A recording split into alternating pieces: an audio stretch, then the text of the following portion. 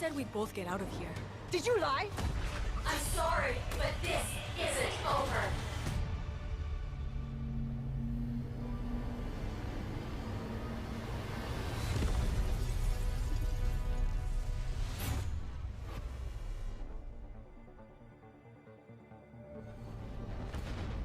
Lost Between Worlds is going to be a new chapter for Dani Rojas and the player, where we're going to take what they know about Yara and we're going to rip it to pieces and we're going to fuse it back together again with this extraterrestrial story which throws Dani and the player into these different situations. Dani goes to investigate a meteorite and discovers it's not a meteorite at all. It's actually spacecraft. And this spacecraft contains an extraterrestrial named Faye. We have a name. This vessel that they come across in the forest is going to end up getting them trapped. I mean, they're going to be trapped inside what we call encampment.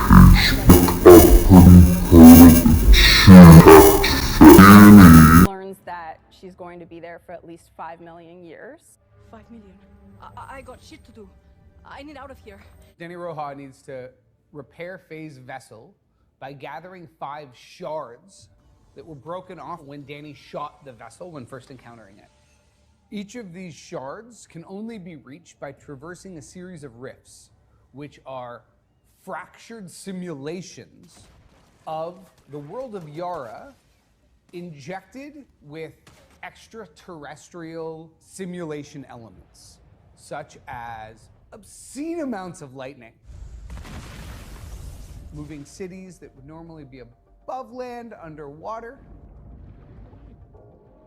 And each of the different rifts is going to bring a new, fresh, different experience that's really going to push survival. You're going to have to overcome combat, you're going to have to parkour, you're going to have to solve puzzles. The gameplay is highly varied. It puts Dani in situations that we haven't seen before. And Dani's been in some pretty strange situations, so, that's saying a lot. Each rift's got something different about it that's going to give you a new surprise. One of the ones that stands out to me is Storm Runner, where you'd get dropped in, it's nighttime. At first things look kind of normal, and you're like, okay, what's happening? And you step out into the rain, and boom! You get almost struck to death by a lightning strike, and it turns out that as part of the simulation being damaged, that particular rift was there to gain knowledge about weather and weather systems. So now you've got to try and work out your path, moving from safety spot to safety spot, defending yourself against shard faces, which are the defense units that the vessel's basically employed and spawned to protect itself against you. So to collect the 5 shards, you've got to jump through the different rifts, and each of the rifts has got 2 portals, a purple one and an orange one, and they're in different places in the rift. And to get to them, there'll be different puzzles to solve, there'll be different objectives. And then as a player, you get to decide which one of the portals you're going to jump through, and that's going to lead you through to get to one of the shards. If you're successful, you bring that back to Faye. Cool things are going to happen. You're maybe going to get some superpowers and some new gear, new tools that are going to help you next time you go through. And then you can use the rift map to then decide, okay, I didn't go that way last time, I'll go that way. Or I did go that way and I know that's got something cool in it, so I'm going to jump in there again. I'm going to use my fractal bomb, which is maybe one of the tools that you can collect, that's going to give you shortcuts through that rift. You can start to master the rift. So each time you come back with a shard, you get more powerful, you get more knowledgeable, and you start to be able to carve your own path as you work your way through the rifts. We wanted something that was easy to pick up, easy to get into, that develops nuance and depth and encourages mastery over time. We landed on a color combat mechanic of red and blue. I can swap between that ammo on the fly, or I can have weapons set up with one ammo or another. And these very simple, straightforward choices allow for the development of strategy and mastery as you learn which enemy archetypes are going to be which color, because they're all either red or blue. There are none that are both. You'll find that certain approaches and strategies are more appropriate for you in that moment. Sometimes you need to stand and fight. Sometimes you need to run and gun. Sometimes you want to stealth. Sometimes you just need to run. We knew there would be accessibility concerns that we needed to tackle. And so we've leveraged a host of features to ensure that everyone can customize the experience to meet their needs. and continue to enjoy that core mechanic of Lost Between Worlds. So there will be moments in Lost Between Worlds where you will die. You'll take a wrong turn and you'll end up dropping to your death in a bubbling pool of lava somewhere. And you may be thinking at that point, I'm so close to getting a shard, and I'm gonna go all the way back to the encasement, and I'm gonna go back to Faye, I'm gonna lose my weapons, I'm gonna lose my gadgets, and I'm gonna have to start out. You probably haven't grasped this, but time isn't linear. I live, I die. So you can go back to Faye, and you can do the run again, you can use the shortcuts you've unlocked, and you can work your way back through the rifts. You could try a different path and avoid that rift altogether.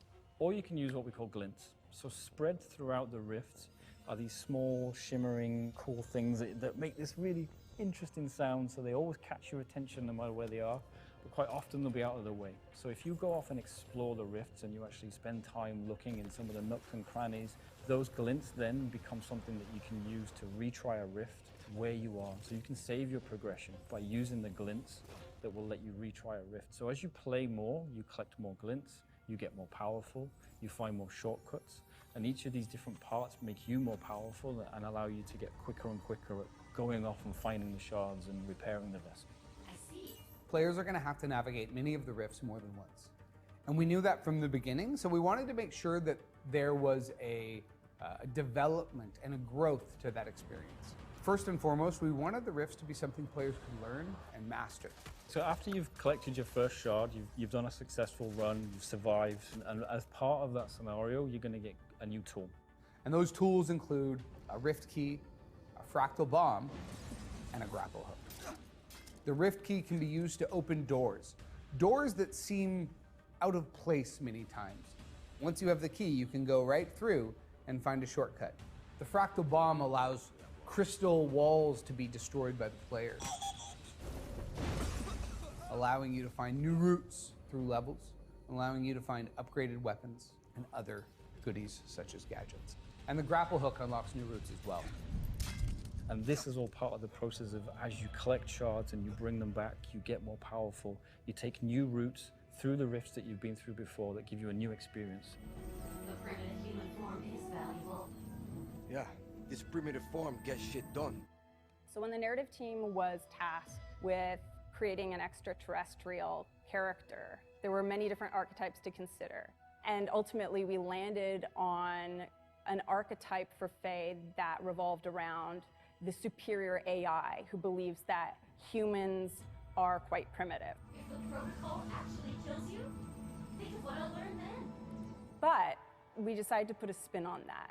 Players will find the outcome kind of unexpected, a little bit terrifying without spoiling anything. Ultimately, I hope they're satisfied by the story and the journey that they've gone on in Lost Between Worlds.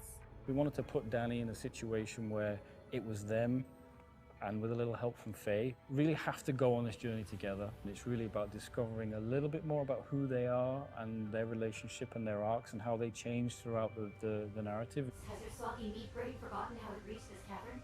We had the entire team pitching level concepts, and these concepts were developed alongside the story itself. We really got to build something unique, surreal, off of a process that I think was quite successful.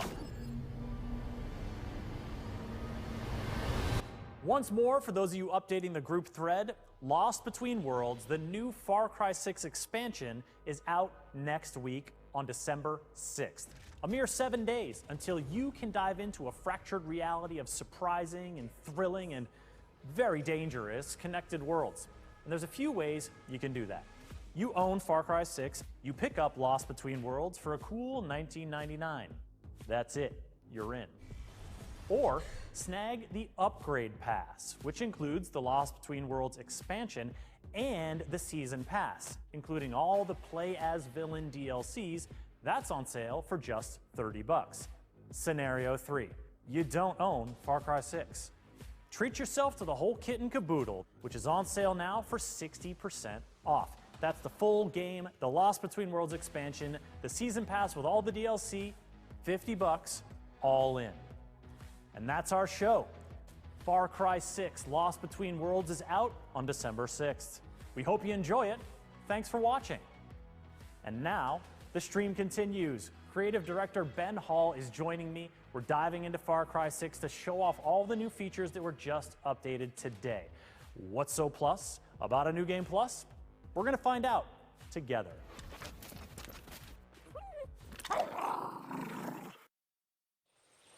And we're going to find out together right now, folks. Welcome to the live portion of our live stream reveal of Far Cry 6 Lost Between Worlds and our showcase of the new console.